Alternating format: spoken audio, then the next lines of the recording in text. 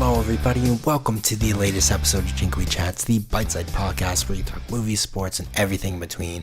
I'm your host, Matthew Chin-Quee, and on today's episode, we are talking Star Wars.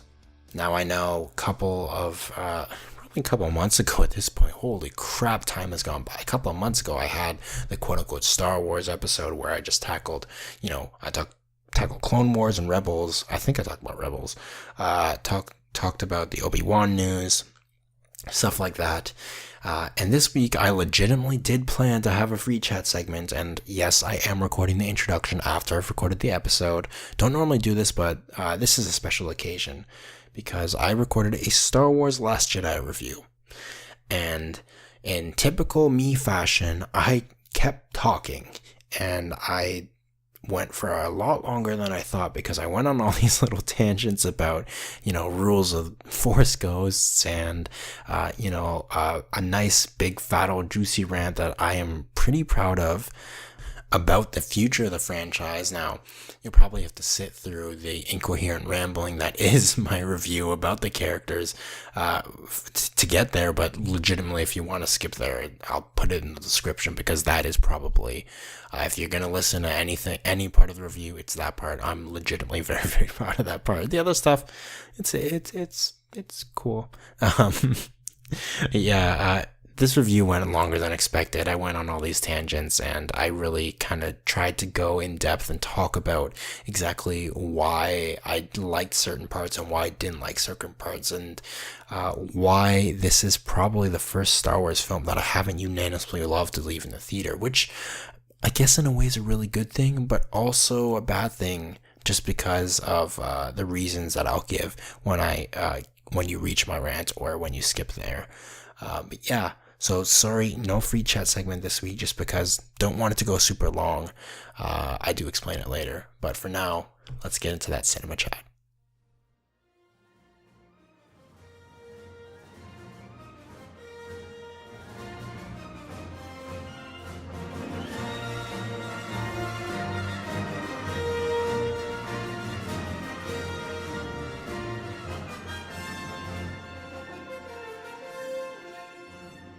So the moment we've all been waiting for. I mean, this film has been built up since the very minute that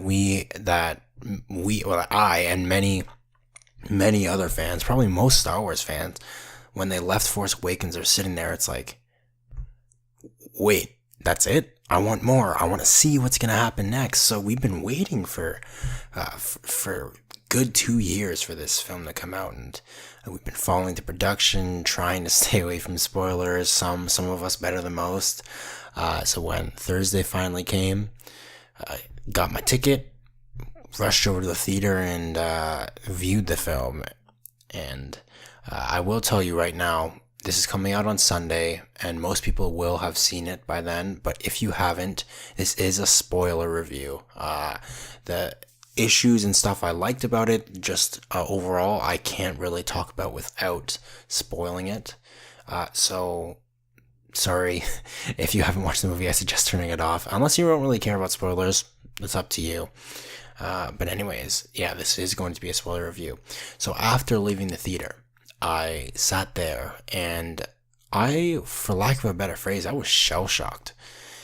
Some of the stuff that they did in the film, whether that be first and foremost killing Luke off, or killing Snoke halfway through in a bizarre scene that after my first viewing I said was one of the worst scenes in a Star Wars film ever. I vehemently hated that scene, but today being Saturday, recording the day before because I'm lazy and left it to the last minute, but today I went and saw it again and I liked it a lot more.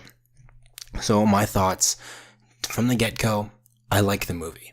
It is probably on a technical level the best Star Wars movie, I think, from the acting, the production, the cinematography. Oh man, this film is beautiful. The scene where Holdo does her little lightspeed suicide kamikaze thing is breathtaking. Each time I've watched it, the entire theater just went completely silent because everybody's just looking at that beautiful picture. Or you have the very end with Luke and the binary sunset, which is one of the bigger problems I have with the film, but we'll get to that. Or when Rey and Kylo are struggling over Luke's lightsabers with both their hands kind of outstretched in them, fighting for that. It's a beautiful scene. I could go on and on about how many scenes that were just completely well shot. But for now, I just want to get right into the story and start with the positives, because who doesn't really want to start with the positives? And the thing that I am overwhelmingly positive about, and the one thing that I can say I would not have changed, and one thing I can say that I don't have a problem with, is Poe. And Poe, he actually didn't have that much to do last film, honestly. He just got captured and then tortured a little bit, and then he became a cool pilot. And, a lot of people have these issues with Force Awakens and that it feels like A New Hope, and Poe kind of took the role of Leia / Luke, and Leia at the beginning and then Luke at the end, with him kind of destroying the quote unquote Death Star. But he was given a lot in this film, and I think he was given some incredible character development. And for all the faults that I have of this film, Rian Johnson created some great characters and gave the actors a lot to do. Oscar Isaac especially, who was a very, very formidable actor. But I loved Poe's arc in this film from the very beginning, where he is that trigger happy flyboy, as the great Laura Dern says. From the progression from him just wanting to get in a ship and blow stuff up, to the very end knowing what it means to be a leader, knowing what it means to kind of put your gun away and really put your thinking cap on and make the hard decisions, and be willing to make sacrifices because you need to be a leader. And this film was, one, grooming him to take over that Leia role, and two, really teaching Finn a lesson throughout the movie, because he goes through some shit. He acts like a spoiled brat at times, but although it is for the greater good, we take this journey with him, and we start to learn along with him. And I really love that journey that Rian Johnson took with him. And an important part of that journey was Laura Dern's character. I don't actually remember her first name. It starts with an A, but Vice Admiral Holdo, with her funky purple hair. Well, I really liked her. I don't know if the decision, like certain decisions in this movie, such as her withholding information from the rest of the bridge that they were going to create, I don't know why she would do that, other than just to kind of teach Poe a lesson. But her tenacity and just being steadfast and being that kind of tough mentor to Poe, I really liked it. And then the very end with her sacrifice, even though we had just barely gotten to know her, I felt that emotional weight when she died, when she sacrificed herself for the good of the resistance / the rebellion, the name of which is kind of up in the air right now because they called them by both names. But I loved her mentorship, the lessons that she taught for Poe, the kind of give and take teacher relationship, and at the end it was evident she really loved his fiery passion. Thought he was kind of frustrating to work with, much like Leia did, but at the end of the day she knows that he meant well, and Holdo did also mean well. And just want to give a rest in peace to her, because she was a great character, played incredibly by Laura Dern, who is a great actress. But basically, those were the two characters where I had little to no problem with, kind of bordering on more the no problem, because I thought for the most part their stories were great. The character development in the film was great. You were given a lot more in Poe's case to do, which was great. So moving on to the stuff that I'm positive on, but I also have my issues with, and first being Leia. Leia was also given a lot more to do in this film. You really got to explore some of the more mystical side of her. And Carrie Fisher, I don't know if they tweaked her role after her death or not. But she puts on a great performance with what she's given. I mean, she's out for half the movie, but when she's in there, she plays this grizzled, is that even a word? This grizzled, this battle weary, this wise leader who has mentored everybody, and she knows everybody. She knows what's best for everybody, and she's so good. She was so good at taking that role and taking that wise mentorship role, something that Leia really wasn't in the original trilogy. I mean, she was a leader, but she wasn't as wise as she was. She didn't have the experiences, and Carrie Fisher in this movie really, really brought that out and really portrayed that really well. My problem is, it's that Superman scene, man, when she gets blasted out, and you can feel that connection between her and Ben, or her and Kylo, depending on what you want to call him, what you're comfortable calling him. It was beautiful, and then her getting shot out, even after he decides to spare her due to the conflict inside him, that was incredible. I sat in my seat. I turned over to Vlad, my friend who was sitting there, and I was like, what the hell, did that just happen? Is she dead? And then they go to her body, and she's floating, and then her hand twitches. And then all of a sudden she's using the Force, and she literally looks like Superman. She has like one arm out, she's flying through the sky, or the space, and then she's brought herself back to the door only to pass out again. It's a weird scene. I understand the rationale behind it. I think it's really cool that we finally saw Leia explicitly using the Force. We saw her in Empire Strikes Back kind of talking to Luke, which she also does in this film, which is also a really cool callback. But one, the CGI looks really weird, and two, the entire scene just looks kind of silly. Now, even if the CGI was good, this isn't really something we've seen before, and this is a theme that Rian Johnson really wanted to inject in his film, is that this isn't a Star Wars film like you've ever seen before. It changes what you remember of Star Wars. It changes what you think, because he really wants to take it in this new direction. He doesn't want the past to hold you back. I mean, he even puts in that line. It's the line from the trailer of "The past die, kill it if you have to." That is probably one of the most meta lines that he puts in there. Maybe only second to "this isn't gonna go the way you think," because Rian Johnson he has his unique and ballsy ways of where he wants to take the franchise, and I will tackle that in one big rant in the end, and some of the more negative things. But yeah, this isn't something we've really seen before, and while it's not really out of the realm of possibility, it looked really weird. The execution probably could have been a little better. Maybe have someone like Akbar blown out and Leia save him with the Force, and then she faints from the exhaustion or something like that. I think there was a better way to show that she has this power and still have that sense of that emotional weight in there, and that shock in there, to have the scene be effective.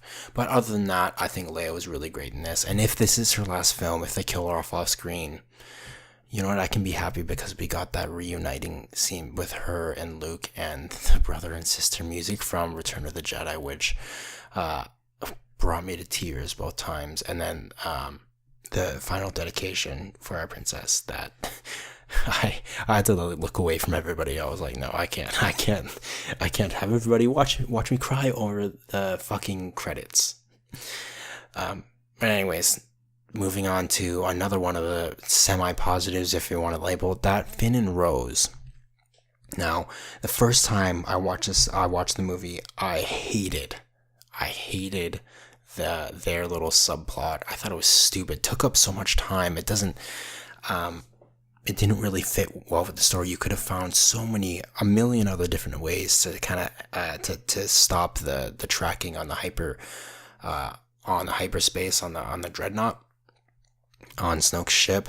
There were so many other ways. You didn't have to go to Canto Bight. You didn't have to have Okja in space. And then I watched it a second time, and I hated it just the same. Canto Bight was, honestly, it didn't feel as long this time. I will say that. It didn't feel as drawn out, but I still think that the film really could have done without it, the DJ stuff included. There is some good stuff with that DJ stuff, especially with him at the end, where he's trying to paint this picture, which almost is the anti-Han Solo, because Han Solo was like that type of character, until he kind of got converted to the good side, quote unquote. Whereas this one, he's literally only in it for the money.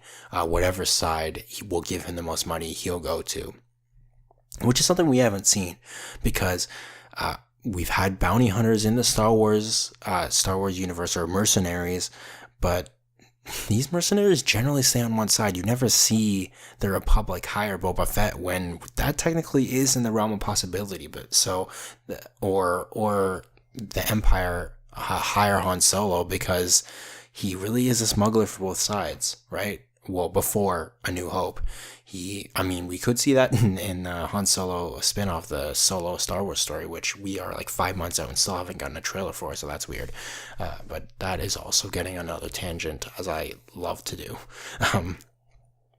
But the character of DJ is one that's really interesting, but I think could have been saved or served better in a different movie, because I didn't like his beginning, but I grew to like him in the end, just because of the message he was trying to send, that ambiguity, that kind of message that's saying, are you really the bad guys because I sell weapons?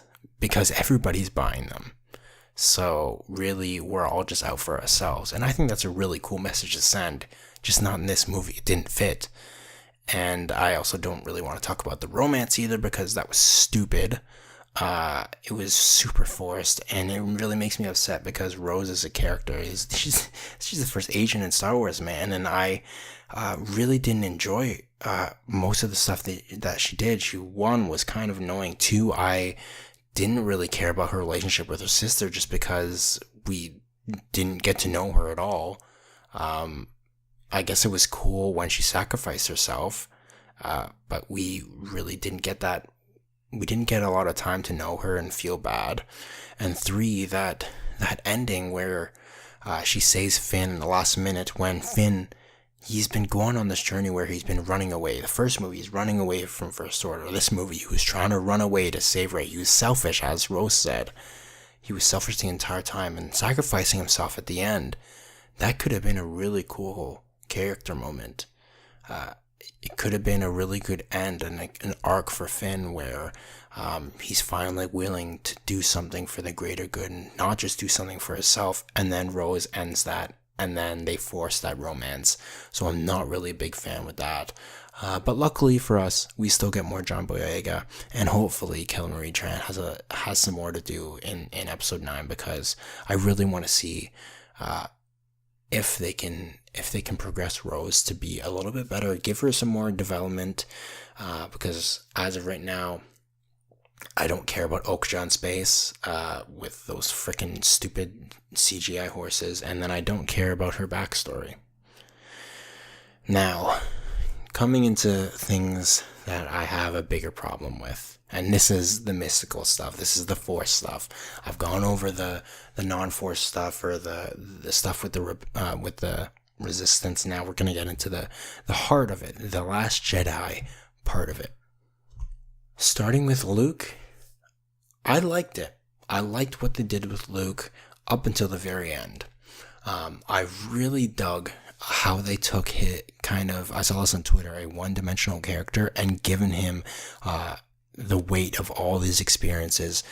He's had to shoulder the entire Jedi Order, and then when he failed with Ben, it is extremely plausible, and actually it makes the most sense that he would blame himself, because Luke was never really perfect. He was never the most wise either. He made mistakes throughout the original trilogy. So when he makes that mistake with Ben Solo, it makes sense for him to be like, all right, fuck this shit, I'm out. I can't do this anymore, because I don't want to put this weight on another person, or I don't want to make that mistake and cause a big kerfuffle again. So yeah, it makes sense that he would be a grumpy old jaded man, and then to have Rey in there and kind of bring him back from that, I think that's really cool.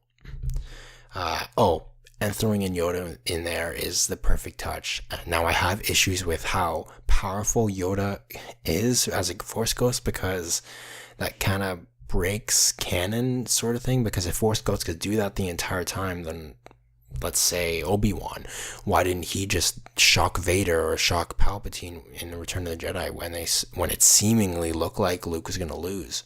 Because Obi-Wan didn't believe that Vader was gonna had that good in him. He told Luke himself he's more machine than man now. He has no good left inside him. So if Force Ghosts could do this the entire time, and the Force is everywhere, and if the Force Ghosts are part of the Force, then seemingly enough, Obi-Wan should have been in that throne room watching. And if he had that power, why didn't he do anything? That kind of bothers me a little bit. And that is super nerdy, but that does kind of bother me a little bit. But anyways, that aside, the Yoda scene was great because it taught Luke that he needs to learn from his failures, that he needs to accept what happened and move on. And I think that is a beautiful message and a great character moment for Luke, because from there on, he's ready to help and he's ready to let the past go and learn from the past. And this is something that Rian Johnson, I think he's failed at. He has absolutely nailed the message of letting go of the past, but you also have to learn from it, and you can't just get rid of it. All right, but anyways, Luke up until then is great, and then he comes out and fights Kylo Ren in a great scene, a scene that kind of likens back to Seven Samurai, the old school samurai fights that George Lucas designed Star Wars after. And then turns out he's astral projection, and then he dies. I don't know why he dies. I don't know why he needed to die.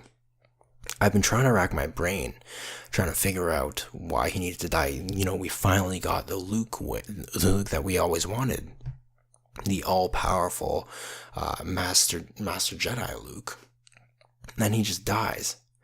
Now, I know that they have established rules before with Kylo Ren and Rey saying that, oh, if you projected yourself, if you were really here, the effort would kill you. But guess what? They made that up for the movie. So they didn't have to make up the fact that projecting yourself could kill you. They didn't have to write it that way. They didn't have to write that power, the rules of that power in that way. But yet they did that just so they could kill Luke, and I don't understand why. Because seemingly Luke's story isn't over, because he's going to be in 9. Seemingly he's going to be a Force Ghost, mentor to Rey, because she's sure as hell not ready to lead a new Jedi Order yet, is she? No, she's not. So why kill him when he's just going to come back as a Force Ghost anyway? He would be more effective as a real human being. That Luke that's really coming in with all this, this wise experience and learning from failures, and Yoda teaching him. There's no reason to kill him off. I'm racking my head. All this great character development, from grumpy Luke to wise Luke. You had that great character development in this film, and then you kill him in what is an absolutely beautiful scene, but that scene should have been saved for episode 9, where it would have actually had to wait. We just got him back, and then we lose him again. You lose some of that tension. You lose some of that emotional gravity, in my opinion, when you just bring him back and just to kill him again. That's just what I think about Luke. As for Kylo and Rey, I really love, in the first, let's say 2/3 of the movie, right until we get up to the throne room, I love their relationship. And no, this is not condoning a romantic relationship between them, because I think that's kind of creepy. But I love how they've established this Force connection. They've kind of built up upon it from Empire Strikes Back with Luke and Leia, and they have this connection. They're talking with each other, and you can both feel the conflict. Kylo, he's trying to embrace the dark, but he feels the light. Rey is trying to embrace the light, but she feels the dark. They're opposites of each other, and they're drawn to each other because of that. And I think it was a beautiful relationship with that. Excellent chemistry between Daisy Ridley and Adam Driver. Driver, who I think could be nominated, maybe not should, but could be nominated for an Oscar for this film. He is that good in this movie, despite what they did with him. And then we get to the throne room scene, and I didn't really like this at first, but I've come to accept it. I still don't like the decision, but it's something I can live with because I think it fits the narrative of the story. Uh, so those who are watching, Kylo has to decide now. He's sitting there. He's conflicted. Rey has been beaten by Snoke super easily, like not even like without an effort, and Kylo is sitting there trying to. He even says the line, "I know what I have to do." This is another moment, like the moment he had with Han Solo, and like the moment that he had with his father or with his mother. He decides to pull back from his mother, and this time he decides to kill Snoke in a very frustrating way, because Snoke was built up not only by the fans, and yes, the fans did play their part in building him up, but Lucasfilm, they perpetuated that. Force Awakens, they had him as this big mystery. All the tie-in books are saying, oh yeah, he's been here since the beginning. He's a super powerful guy, and then he just dies. You don't know where he comes from, and I didn't need to know where he came from. I just needed to know why he was such a threat, or what threat he posed, and then he's gone in an instant. And that's Rian Johnson saying, fuck you, stop speculating. He's saying, shut up, stop giving me your theories, I don't care, this is where we're going with it, and this isn't gonna end the way you think it does. Oh, and it certainly didn't. So yeah, Snoke's death, I've come to accept it, but it's not particularly something I like. But the only reason I accept it is because I believe that inner conflict with Kylo, and this is something that he would do. He is so conflicted within himself, and he has that anger because he's misunderstood Luke the entire time. He's misunderstood himself, he misunderstood his family. He is just an angry child on the inside, and he lashes out to the guy who's abused him. That makes sense, but I don't really agree with it. But anyways, Kylo, he then plunges even further into the dark side and gets tricked, and I really love the journey that Kylo went through. But this is only because we got that backstory, and we got that development in Force Awakens. We set up that conflict in Force Awakens, that he is a guy who is fighting with himself. He has the struggle within him between the light and the dark, within him. And that's why it works so well when he decides to fully plunge himself into the dark side, thinking that there is no other way out. The only way out now is to kill everything.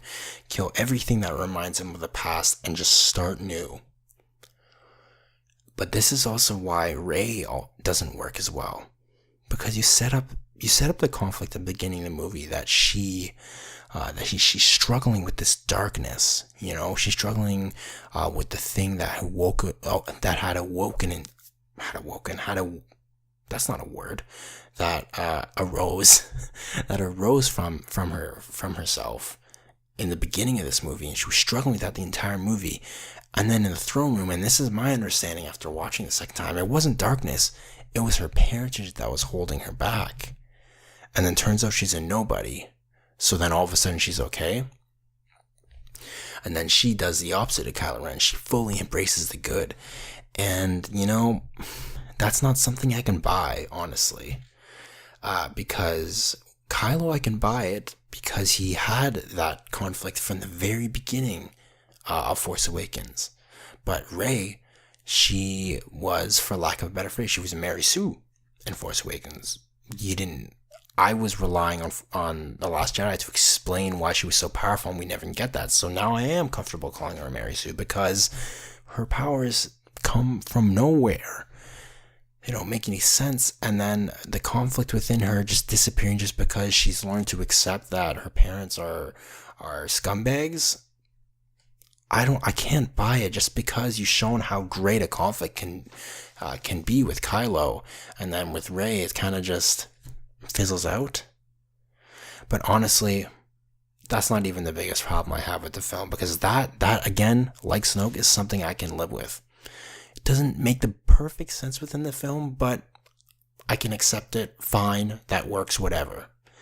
The single biggest problem I have with The Last Jedi, and I think it's something that a lot of Star Wars fans are really pushing back against, and that's why it's being rated so low on Rotten Tomatoes, and that's why it is receiving so much hate and dividing the fans,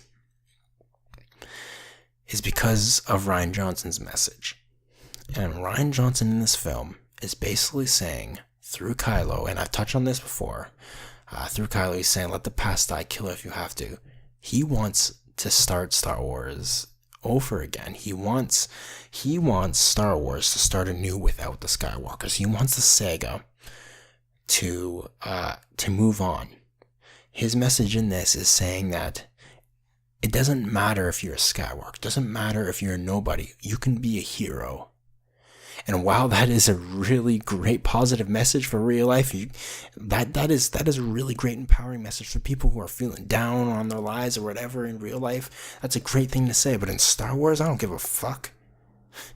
I don't care, because that's not the message of Star Wars. At least where the Sega is concerned. The Sega is called the Skywalker Saga for a reason. It is a trilogy of trilogies about the world's or the galaxy's most fucked up family. And Rian Johnson's message kind of tears that apart.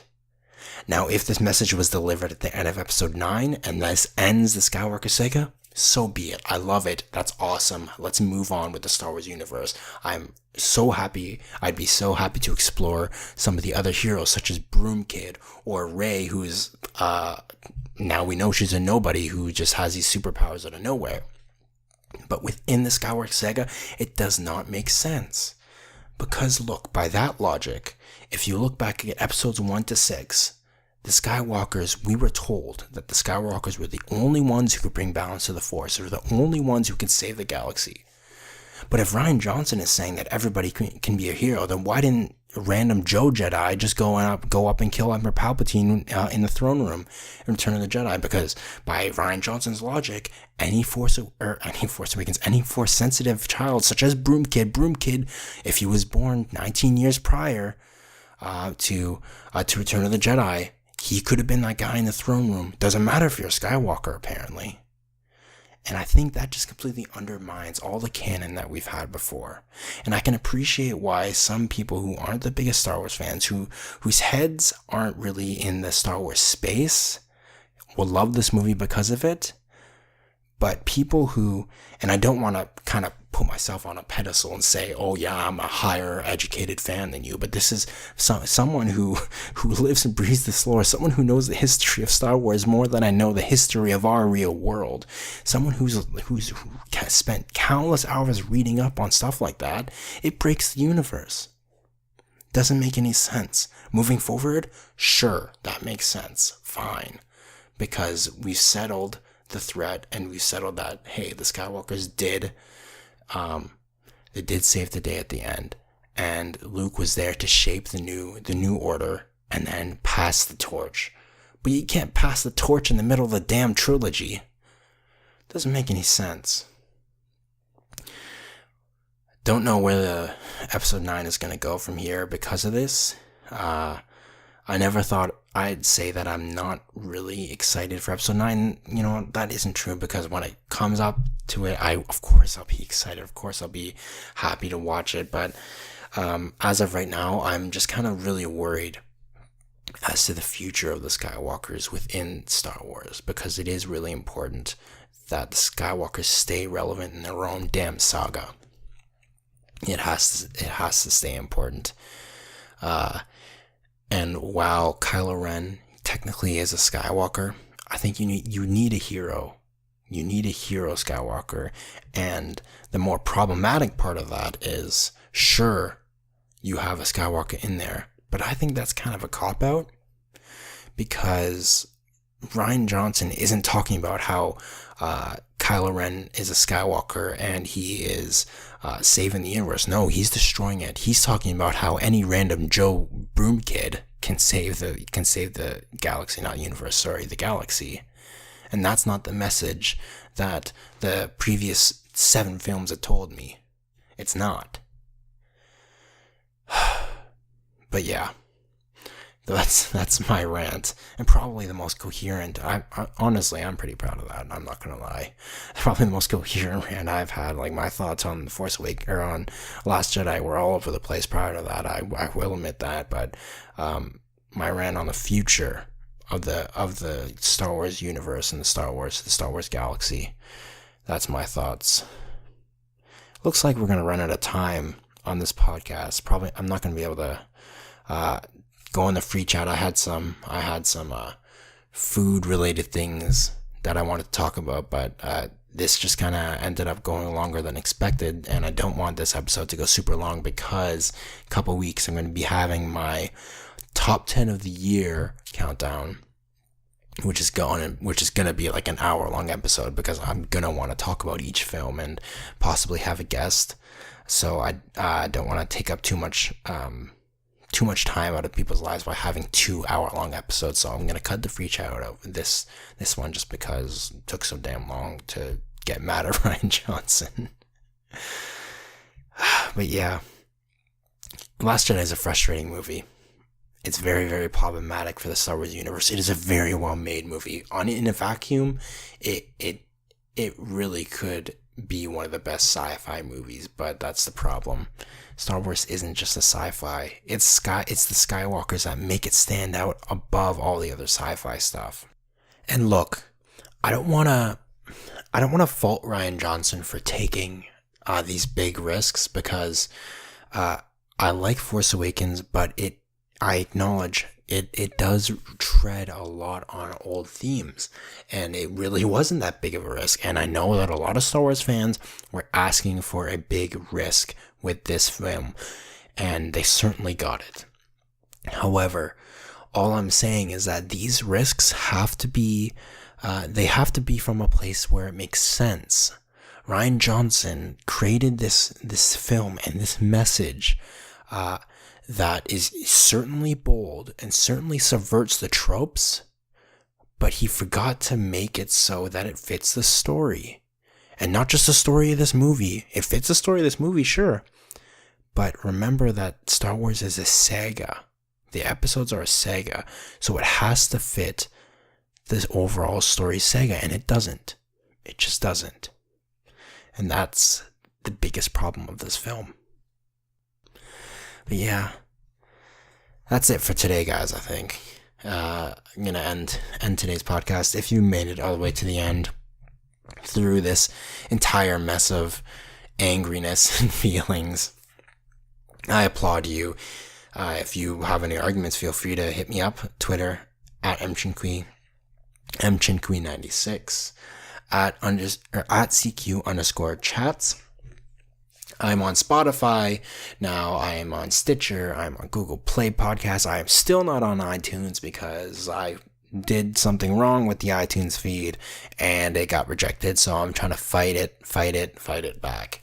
And you guys know how much I hate Apple bureaucracy or whatever they're freaking.